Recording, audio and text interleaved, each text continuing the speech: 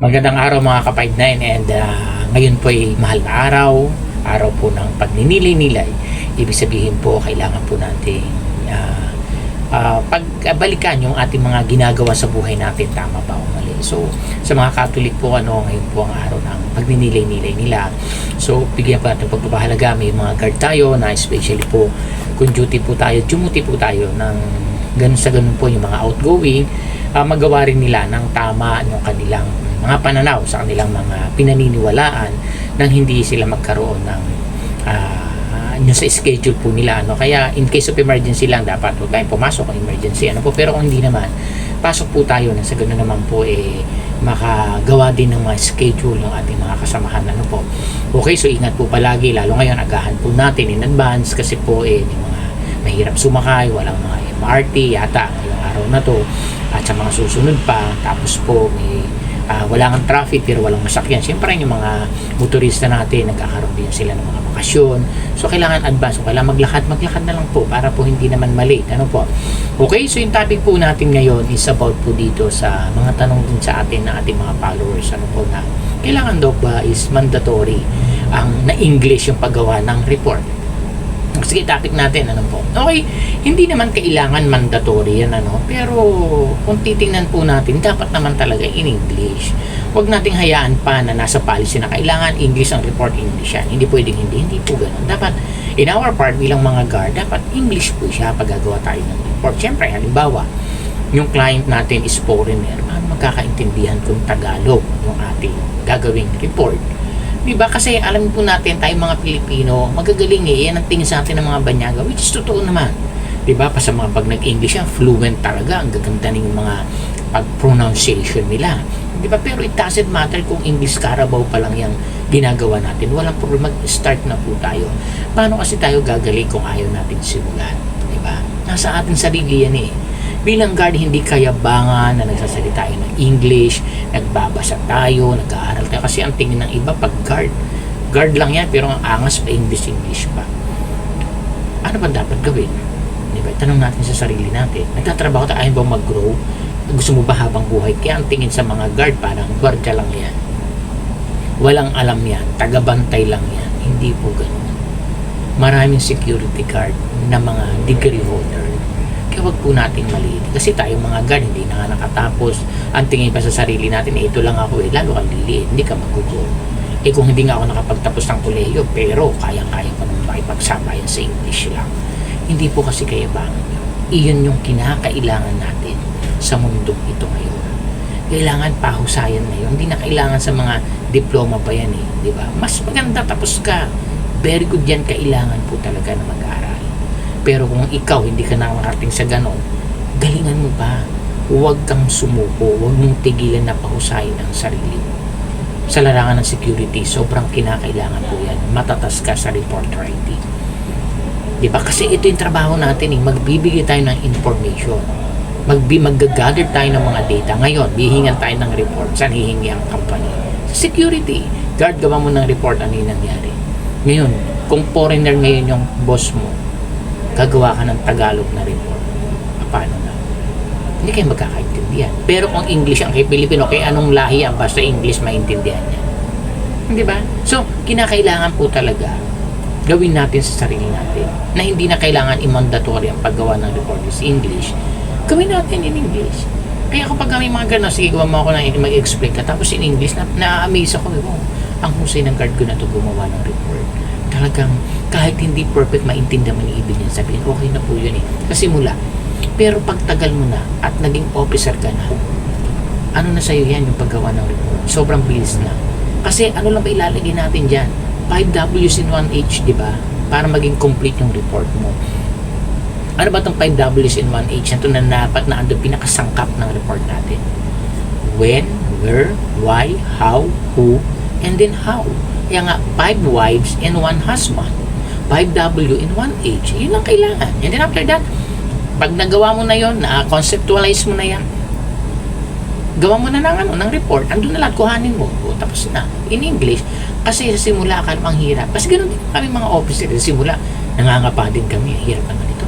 English na naman, sakit sa ulo nito. Ganyan Pero challenge So, napakabilis. Ayun lang naman para, sandali lang, report. Kasi dati ganun mga officer, ganyan. Ako, ganun din. Sa simula, ang hirap naman, English pa. Talagang, kaya nga ayoko maging officer. Ito ang dami pong ganyan na marunong pero natatakot sila kasi nga pagdating na sa report, ayan na. Kaya ko naman sir pero hindi ko talaga kaya gumana. Kaya mo yan. Sinabi mo lang kasi hindi mo kaya. Ang tanong kasi ito huwag mong sabihin na hindi ko to kaya, stop ka na dyan. Pero pag sabi, paano pang gumawa ng maayos na report in English? Paano ko ba gagawin to? So pag paano, tatakbo yung utak mo, gagana yan, maggagawa ka ng paraan. So magagawa mo. Diba? Ganun lang kasimple. Para din pagpapamilya yan Kasi mula hindi ko kaya magpamilya. Pero paano ba? Kailangan ko magkaroon ng pamilya, gagawin mo. So, i-challenge mo yung sarili mo. Kaya mo pala mag-handle ng pamilya. I-report lang yan. Mas mahirap pa ka may pamilya. Ang daming responsibility. Diba? Yung sarili mong pamilya, diba? Ang dami.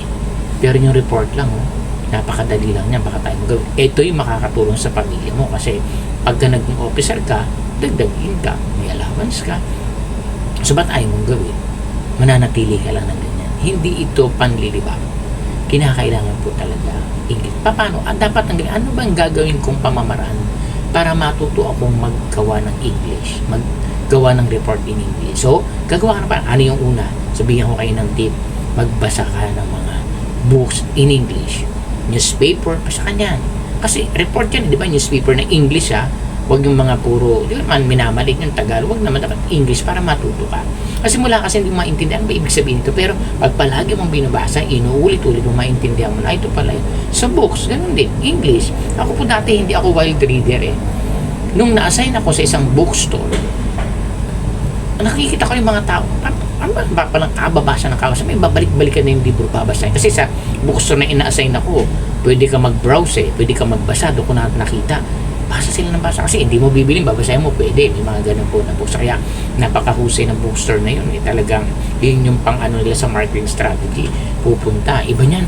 Pinahaligan talaga, tinatandaan nila yung number. Ilalagay ko sa share. Kasi inamasdad ko sila Habang ako nag-iikot, kasi I was the officer din ako doon, tinitingnan ko, bakit ka na siya pabalik-balik? Tinitingnan ko, binasa niya ngayon, hindi niya natapos, babalik na naman ako, saan doon na naman. Sabi ko, ganyan din. Ako rin, nakikibrowse din ako, tinitingnan ko, ang ganda kasi nakita ko, ang ganda ng mga books, talagang sarap magbasa. Yun, naugali ko na, basa ng basa, later on, naiintindihan ko na, ito pala ibig sabihin ito, ganito pala, ganyan. Natuto na. Hanggang ngayon, gusto ko talagang hindi ako pwedeng, sa isang araw, hindi ako makapagbasa ng libro.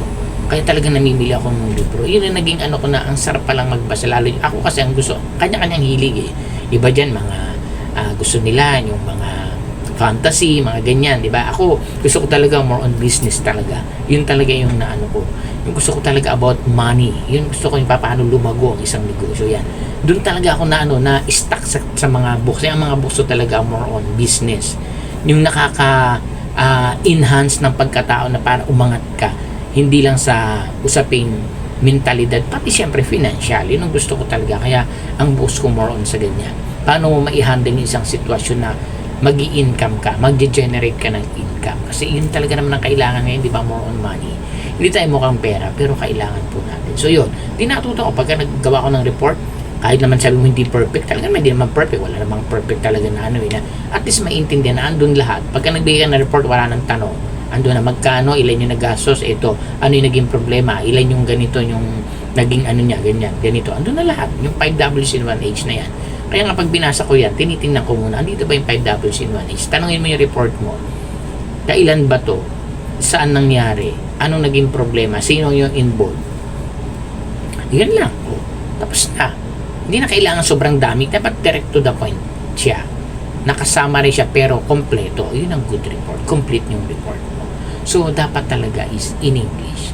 Kung Tagalog, pwede naman yan sa mga baguhan pa. Pero turuan natin, yung mga guard natin na mag-create siya in English. Dapat po yung tinuturuan ng mga officer. Kasi magiging officer din sila in return. So, dapat tayong officer lalo na. Dapat English yan. So, yun po yung gawin natin. Maraming way para matuto tayo. Magsalita kayo ng English pa unti-unti. Kahit sabi mo kayong magkakasama dyan in English, nagraradyo kayo lalo sa gabi, magsalita kayo in English para ma-enhance kayo na magsalita din. Kasi ang iba dyan, kapag diba, sa trabaho po natin, mga security, puro English yan. Pag kami mga foreigner, paano pag nakaharap mo foreigner na?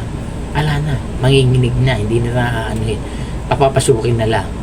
Diba? So, dapat i-challenge yung sarili natin na ma-implementar. Pag nagtanong, foreigner, tinanong yung protocol, paano na pag hindi natin alam?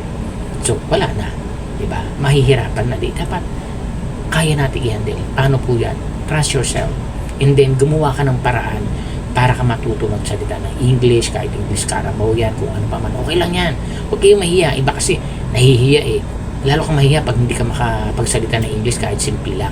Simula lang yan. Huwag kang matakot. Gawin mo, sabihin mo. Ang mga foreigner naman, kahit Taglish yan, English Carabao, maintindihan eh.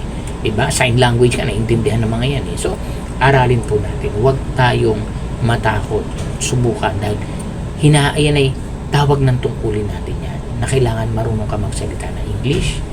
Marunong kang gumawa ng report in English. So, simplihan lang po natin. Kaya po natin yan. Walang imposible. Basta gusto natin, pag-aaralan natin, pagtatrabahuan natin. Inyet, tanim natin yan eh. Pag nakaya mo yan, aani ka na. Maraming salamat. I hope po nakatulong po to sa isa na sa mga follower natin nagtatanong. Huwag tayong matakot. Huwag tayong huwag tayong mawala ng pag-asa na sumubok. Importante, alam natin na kailangan natin to. Ang mahalaga, siguradong pagtatrabahuan mo, makakamit mo yan. Magagawa mo yan na magsulat at mag-report in English. Maraming salamat and God bless po sa ating lahat.